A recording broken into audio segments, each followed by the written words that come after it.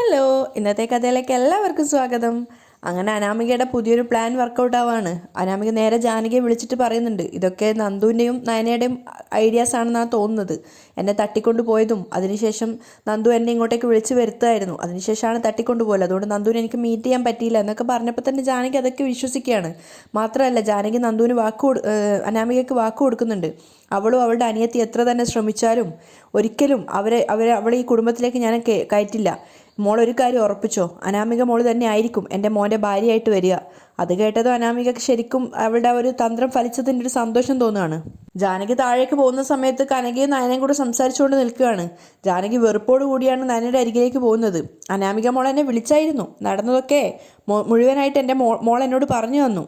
അത് കേട്ടതും അഭിമാനത്തോടു കൂടി കനക പറയുന്നുണ്ട്, അതെ, എൻ്റെ നന്ദൂട്ടനാ എല്ലാവരെയും അടിച്ചൊതുക്കിയിട്ട് അനാമികയെ രക്ഷപ്പെടുത്തിയത്. അപ്പൊ ജാനകി മുനവെച്ച് സംസാരിക്കുകയാണ്, അതേപ്പറ്റിയൊന്നും കൂടുതലായിട്ട് ആരും പറയണ്ട, നടന്നതൊക്കെ എനിക്കും നന്നായിട്ട് അറിയാം.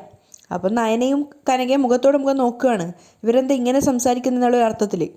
ഒരു കാര്യം അമ്മയും മോളും ചേച്ചി അനിയത്തിയും മനസ്സിൽ വെച്ചോ, ജാനകി പരിഹാസത്തോടെ പറയാണ്. അനാമികയ്ക്ക് പകരക്കാരിയായി നിന്റെ അനിയത്തി വരില്ല നയനെ. അപ്പം നയന തിരിച്ചു ചോദിക്കുന്നുണ്ട്, അങ്ങനെ വരണമെന്ന് ആരാ പറഞ്ഞത്? ആരും പറയണ്ട, പക്ഷെ അതിനുവേണ്ടി നിങ്ങൾ ഈ കളിക്കുന്ന നാടകങ്ങളൊക്കെ ഉണ്ടല്ലോ, അതൊന്നും അത്ര നിസ്സാരമല്ല. ഒരർത്ഥം വെച്ചുകൊണ്ടാണ് ജാനകി സംസാരിക്കുന്നത്. നയനയും കനകയും ഒന്നും മനസ്സിലാവാതെ മുഖത്തോട് മുഖം നോക്കുകയാണ്. കനക ചോദിക്കുന്നുണ്ട്, ഞങ്ങൾ എന്ത് നാടകം കളിച്ചു എന്നാ ഈ പറയുന്നേ? പിടിക്കപ്പെടുമെന്ന് അറിഞ്ഞപ്പോൾ ചുവട് മാറ്റി അല്ലേ? ജാനകി കളിയാക്കുകയാണ്. നയനക്കും അമ്മയ്ക്കും ഒന്നും മനസ്സിലാവുന്നില്ല. അപ്പം ജാനകി പറയുന്നുണ്ട്, പോലീസും കേസും ഒക്കെ ആയാ എന്താ സംഭവിച്ചതെന്ന് എല്ലാവരും അറിയുമല്ലോ. അപ്പം നയന ചോദിക്കുന്നുണ്ട്, എളേമ്മ എന്തൊക്കെയാ ഈ പറയുന്നത്? ഞാൻ പറയുന്നത് എന്താണെന്ന് എനിക്ക് നന്നായിട്ടറിയാം. അതിനേക്കാളും വ്യക്തമായിട്ട് നിങ്ങൾക്കും അറിയാം. പിന്നെ എന്നെക്കൊണ്ട് കൂടുതലായിട്ടൊന്നും പറയിപ്പിക്കണ്ട. ജാനകി ദേഷ്യത്തോടെ അവിടുന്ന് പോവാണ്. അവരവിടുന്ന് പോയപ്പോൾ കനക ചോദിക്കുന്നുണ്ട്, എന്താ മോളെ ഇതൊക്കെ? എനിക്കറിയില്ല. അനാമികയെ തട്ടിക്കൊണ്ട് പോയതിന് പിന്നെ നമ്മളാണോ എന്ന് ഇളയമ്മ സംശയിക്കുന്നുണ്ട്.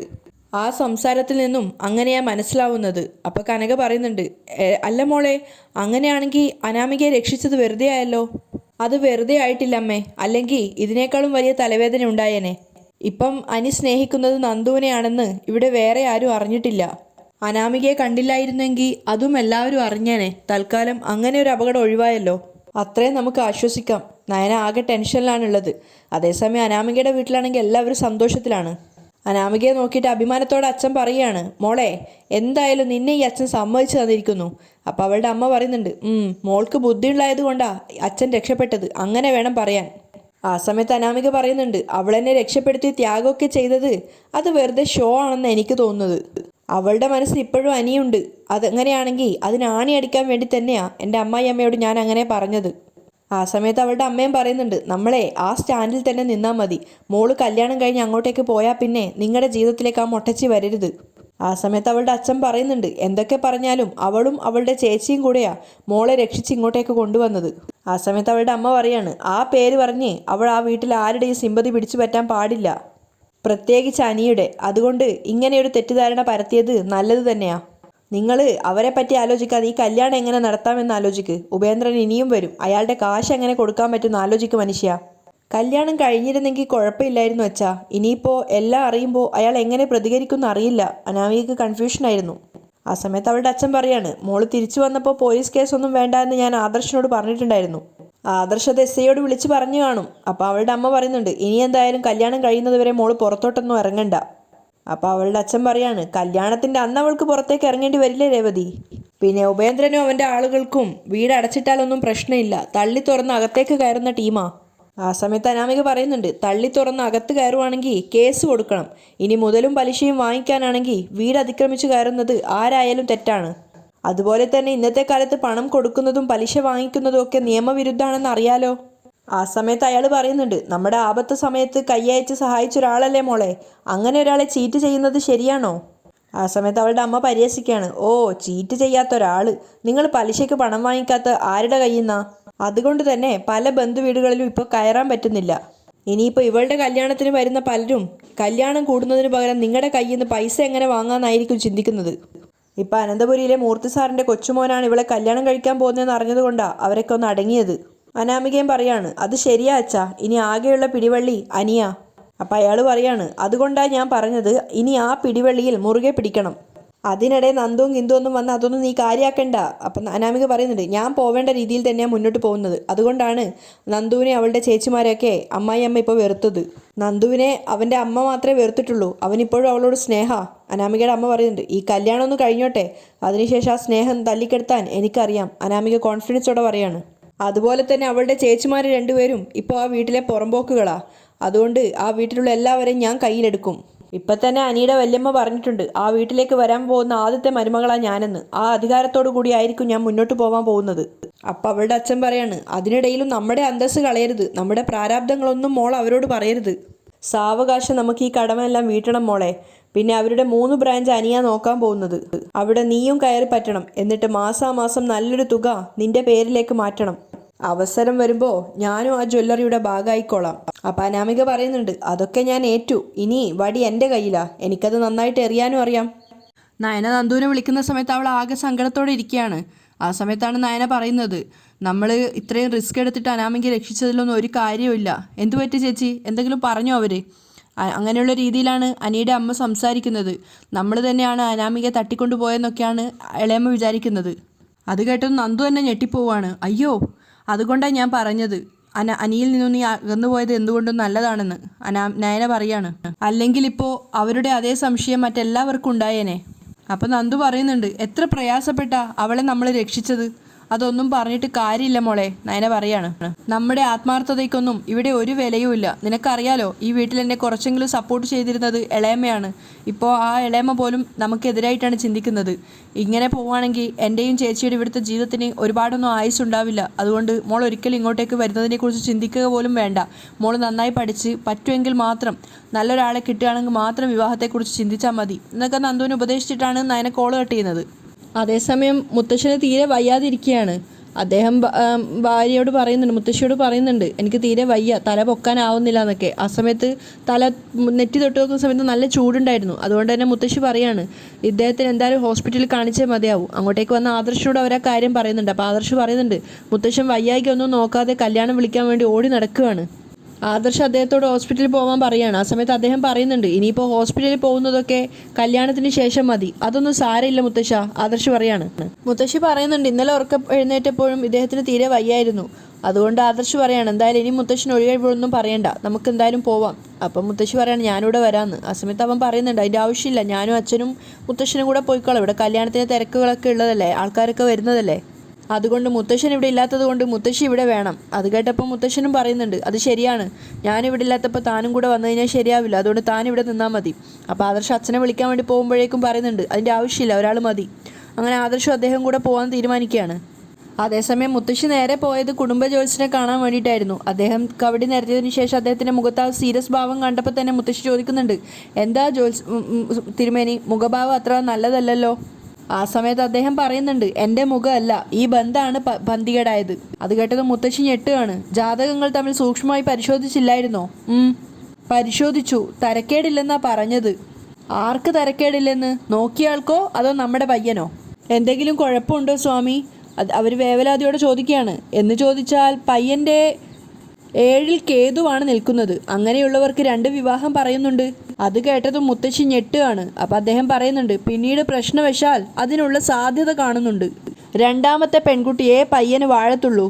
പിന്നെ ഈ കേതുവിന് വ്യാഴത്തിൻ്റെ ദൃഷ്ടിയുണ്ടായിരുന്നെങ്കിൽ കുഴപ്പമുണ്ട് ഇല്ലെന്ന് പറയായിരുന്നു. പക്ഷേ ഇവിടെ അങ്ങനെയല്ല. പയ്യൻ്റെ ജാതകവുമായിട്ട് യോജിക്കുന്ന ആൾക്കാർക്ക് മാത്രമേ വിവാഹം ചെയ്യാൻ പാടുള്ളൂ. പരിഹാരം എന്തെങ്കിലും ഉണ്ടോ സ്വാമി? അവർ പേടിയോടെ ചോദിക്കുകയാണ്. എന്ന് വെച്ചാൽ ഞാനൊരു ഫലം പറഞ്ഞു കഴിഞ്ഞാൽ പരിഹാരം എന്തെങ്കിലും ഉണ്ടെങ്കിൽ ഞാൻ അങ്ങോട്ട് പറയും. അത് മൂർത്തി സാറിന് നന്നായിട്ട് അറിയാം. പിന്നെ സംശയത്തോടെ ഒരു കാര്യം പറഞ്ഞാൽ മൂർത്തി സാർ പിന്നെ അത് വേണമെന്ന് പറയാറില്ല. അപ്പം മുത്തശ്ശി വീണ്ടും സങ്കടത്തോടെ പറയാണ്, അയ്യോ, കല്യാണം വിളിയൊക്കെ കഴിഞ്ഞു. 2 വീട്ടുകാരും കല്യാണത്തിന് വേണ്ടി ഒരുങ്ങുകയും ചെയ്തു. അപ്പം അദ്ദേഹം പറയുന്നുണ്ട്, അതിനു മുമ്പ് ഇത്തരം കാര്യങ്ങൾ നേരത്തെ വന്ന് പറയണ്ടേ? മൂർത്തി സാറിൻ്റെ മറ്റു 2 കൊച്ചുമക്കളുടെ വിവാഹം ഉണ്ടായപ്പോൾ ഇത്തരത്തിൽ ജാതക പരിശോധന ഒന്നും നടത്തിയിട്ടില്ല. എങ്കിലും മൂത്തയാളുടെ മുഹൂർത്തം അതൊരിക്കലും ഒത്തുകിട്ടാത്തൊരു മുഹൂർത്തമായിരുന്നു. അത് കുടുംബത്തിലെ കാരണവന്മാരുടെ അനുഗ്രഹമാണെന്ന് അന്ന് ഞാൻ പറയുകയും ചെയ്തു. അങ്ങനെ പലപ്പോഴും കുടുംബത്തിലുള്ള തലമൂത്ത ആൾക്കാരുടെ അനുഗ്രഹവും അവരുടെ ആ ഒരു കഴിവും വെച്ച് നമ്മൾ നോക്കിയില്ലെങ്കിലും നല്ല ജാതകങ്ങൾ കിട്ടുകയും ചെയ്യും. എന്നാൽ ഇവിടെ അതല്ല കാണുന്നത്. പിന്നെ ഇനി എന്താണെന്ന് വെച്ചാൽ അത് നിങ്ങൾക്ക് തീരുമാനിക്കാം. അദ്ദേഹം പറഞ്ഞു നിർത്തുകയാണ്. ശരി സ്വാമി. മുത്തശ്ശി അവിടുന്ന് പോവുകയാണ്. ആ സമയത്ത് അദ്ദേഹം ചിന്തിക്കുന്നുണ്ട്, നിമിത്തം വെച്ചിട്ട് ഈ ബന്ധത്തിൽ നിന്നും പിന്മാറാൻ ഇവർക്ക് ആഗ്രഹമുണ്ടെന്ന് തോന്നുന്നില്ല. പിന്നെ വിധിയെ തടുക്കാൻ ആർക്കും ആവില്ലല്ലോ. അദ്ദേഹം സ്വയം സങ്കടത്തോടു കൂടി ചിന്തിക്കുകയാണ്. അതേസമയം കുറച്ച് സ്വർണങ്ങളൊക്കെ എടുത്തിട്ട് അനിയുടെ അച്ഛന് കാണിച്ചു കൊടുക്കുകയാണ് ജാനകി. അവർ പറയുന്നുണ്ട്, കുറച്ച് സ്വർണങ്ങളൊക്കെ ഞാൻ എടുത്തു വെച്ചിട്ടുണ്ട് അനാമിക മോള് വരുമ്പോൾ കൊടുക്കാൻ വേണ്ടി. ഇവിടെ വലിയ സ്വത്തും പണമൊന്നും ഇല്ലാതെ കയറി വന്നവൾമാർക്കും അമ്മ ഒരുപാട് സ്വർണം കൊടുത്തിട്ടില്ലേ? ഒരു അതൃപ്തിയോടുകൂടിയാണ് ജാനകി സംസാരിക്കുന്നത്. ആ സമയത്ത് അദ്ദേഹത്തിന്റെ മുഖം ഇത് വല്ലാതെ ആവുകയാണ്. അദ്ദേഹം അവരെ തന്നെ നോക്കുന്ന സമയത്ത് ജാനകി പറയുന്നുണ്ട്, പിന്നെ നല്ലൊരു വീട്ടിൽ നിന്ന് വരുന്ന കൊച്ചിന് നമ്മൾ കൊടുത്താലെന്താ? അപ്പം അദ്ദേഹം ചോദിക്കുന്നുണ്ട്, നീ ഇങ്ങനെയൊന്നും പറയത്തില്ലായിരുന്നല്ലോ. മാത്രമല്ല നയനയെ അന്ധമായി സപ്പോർട്ടും ചെയ്തിട്ടുണ്ടായിരുന്നു. പിന്നെ എന്താ നിനക്കിപ്പോൾ ഒരു മാറ്റം? എനിക്ക് മാറ്റം ഉണ്ടായെങ്കിലേ അതിന് കാരണക്കാരി അവള് തന്നെയാ, ആ നയന. വെറുപ്പോടു കൂടിയാണ് ജാനകി സംസാരിക്കുന്നത്. അവളുടെ ചേച്ചിയെ പോലെ തന്നെ അവൾക്കും ഒരുപാട് സ്വാർത്ഥതയുണ്ട്. അവളുടെ ചേച്ചി എല്ലാം തുറന്നു പറയും. എന്നാ സ്നേഹത്തിലൂടെ ഈ വീട്ടിലുള്ളവരെ ചതിക്കാനാ അവള് നോക്കുന്നത്. അപ്പോഴേക്കും മുത്തശ്ശി അങ്ങോട്ടേക്ക് വരുന്നുണ്ട്. അവർ വിഷമത്തോടു കൂടി പറയാണ്, നിങ്ങളുടെ രണ്ടുപേരോടും എനിക്കൊരു കാര്യം പറയാനുണ്ട്. അപ്പം സങ്കടത്തോടെ മുത്തശ്ശി പറയാണ്, പുരോഹിതൻ പറഞ്ഞത് അനിക്ക് 2 കല്യാണം ഉണ്ടെന്നാ. അത് കേട്ടതും അനിയുടെ അച്ഛനും അമ്മയും ഞെട്ടുകയാണ്. പ്രശ്നം വെച്ചിട്ട് ഈ കല്യാണം നടന്നാൽ വേഗം തന്നെ വേർപിരിയാനുള്ള സാധ്യതയുണ്ടെന്ന്. കല്യാണം അടുക്കും തോറും ഓരോരോ അനർത്ഥങ്ങൾ ഉണ്ടാവുക. അതുകൊണ്ടാണ് ഞാൻ പുരോഹിതനെ കാണാൻ പോയത്. ഇപ്പോൾ നിന്റെ അച്ഛനും ഹോസ്പിറ്റലിലാണല്ലോ. അതൊക്കെ മനസ്സിനെ ഇങ്ങനെ അലട്ടിക്കൊണ്ടിരിക്കുക. ഈ ബന്ധം നടക്കാതിരിക്കാൻ വേണ്ടി ദൈവങ്ങൾ ഓരോന്ന് ചെയ്യുന്നത് പോലെ എനിക്ക് തോന്നുക. ഇപ്പോൾ പുരോഹിതനും പറയുന്നത് ഇത് അത്ര നല്ല ബന്ധം അല്ലെന്നാ. അപ്പം ജാനകി പറയുന്നുണ്ട്, പുരോഹിതനെന്നല്ല ആര് പറഞ്ഞാലും ഒരു പെണ്ണിൻ്റെ ശാപം പിടിച്ചു വെക്കാനാവില്ല അമ്മേ. കാര്യങ്ങൾ ഇത്രത്തോളം മുന്നോട്ട് പോയ സ്ഥിതിക്ക് ഇനിയിപ്പോൾ കല്യാണം നടന്നേ പറ്റൂ. ജാനകി തീർത്ത് പറയാണ്. ആ സമയത്ത് മുത്തശ്ശിയും അതുപോലെ അനിയുടെ അച്ഛനും പരസ്പരം മുഖത്തോട് വന്ന് നോക്കുകയാണ്. മാത്രമല്ല അദ്ദേഹം പറയുന്നുണ്ട്, എന്ന് വെച്ചാൽ പുരോഹിതൻ പറഞ്ഞത് ഇതുവരെ തെറ്റിയിട്ടില്ല ജാനകി. എല്ലാ പ്രശ്നത്തിനും പരിഹാരം കാണില്ലേ? അമ്മയോട് ഈ വിവാഹം നടക്കുന്നത് പ്രശ്നമാണെന്ന് പുരോഹിതനേക്കാളും മുന്നേ ആരെങ്കിലും പറഞ്ഞായിരുന്നോ? നയനെ ഉദ്ദേശിച്ചുകൊണ്ടാണ് ജാനകി ചോദിക്കുന്നത്. എന്നോട് ആര് പറയാനാ? മുത്തശ്ശി അനിയുടെ അച്ഛനെ നോക്കുകയാണ്. അപ്പോൾ ജാനകി പറയുന്നുണ്ട്, എന്ന് ചിന്തിക്കുന്നവരും ഈ വീട്ടിലുണ്ട്. അവരെക്കാളും നല്ല ബന്ധം വേറെ ആർക്കും കിട്ടുന്നവർക്ക് സഹിക്കാനാവില്ല. ജാനകി ദേഷ്യത്തോടെ പോയപ്പോൾ മുത്തശ്ശി അനിയുടെ അച്ഛനോട് ചോദിക്കുന്നുണ്ട്, അവൾക്ക് എന്താ പറ്റിയത്? ഇപ്പോൾ നല്ല മാറ്റം ഉണ്ടല്ലോ. എന്തോ വിഷം അവളുടെ ഉള്ളിൽ ചെന്നു. അതുകൊണ്ട് നയനയും നവ്യയും ഒക്കെ ഇപ്പോൾ അവളുടെ ശത്രുക്കളായിരിക്കുക. അത് നീ പറഞ്ഞ് തിരുത്താത്തത് എന്താ മോനെ? മുത്തശ്ശി ചോദിക്കുന്നുണ്ട്. അമ്മേ, ഞാൻ പറയുന്നുണ്ട്, ഇനി ഒരുത്തുകൂടി ഇവിടെ വന്നാൽ എന്തൊക്കെ അക്രമങ്ങൾ നടക്കുമെന്ന് പറയാൻ പറ്റില്ല. അപ്പം മുത്തശ്ശി പറയാണ്, അങ്ങനെ തന്നെയാ പുരോഹിതനും പറഞ്ഞത്. അനിക്കാണെങ്കിൽ പിന്നെ ഈ ബന്ധത്തിലൊരു താല്പര്യവും ഇല്ല. അവളെ കാണാനില്ലെന്ന് അറിഞ്ഞിട്ട് പോലും അവൻ്റെ മുഖത്തൊരു സങ്കടം പോലും ഇല്ല. കാര്യങ്ങളൊക്കെ ഇത്രയായ സ്ഥിതിക്ക് ഇനി ഇതിനെന്തെങ്കിലും ഒരു പരിഹാരം ഉണ്ടോ എന്ന് നോക്കണം, മുത്തശ്ശി പറയാണ്. അങ്ങനെ എന്തെങ്കിലും ഉണ്ടെന്ന് അദ്ദേഹം പറഞ്ഞോ? ഇല്ല, ഒന്നും വ്യക്തമായിട്ട് പറഞ്ഞില്ല. പിന്നീട് വിളിക്കാമെന്ന് അദ്ദേഹം പറഞ്ഞത്. ജാനകി നേരെ പോയത് ഡിസൈൻ വരച്ചുകൊണ്ടിരിക്കുന്ന നയനയുടെ അരികിലേക്കാണ്. അവളെ തന്നെ നോക്കി നിന്നപ്പോൾ അവൾ ചോദിക്കുന്നുണ്ട്, എന്താ ഇളയമ്മ ഇങ്ങനെ നോക്കി നിൽക്കുന്നേ? എന്താണെന്ന് നിനക്ക് അറിയില്ലല്ലേ? ദേ, ഞാനൊരു കാര്യം പറഞ്ഞേക്കാം. നീ ഇനി എത്ര തന്നെ ശ്രമിച്ചാലും എൻ്റെ മോൻ്റെ വിവാഹം നിനക്ക് മുടക്കാൻ സാധിക്കില്ല. അവൻ അനാമികയെ തന്നെ കെട്ടും. അപ്പം നയനക്കും കൺഫ്യൂഷനാണ്. അവൾ ചോദിക്കുകയാണ്, എന്താ ഇളയമ്മ ഇങ്ങനെയൊക്കെ സംസാരിക്കുന്നേ?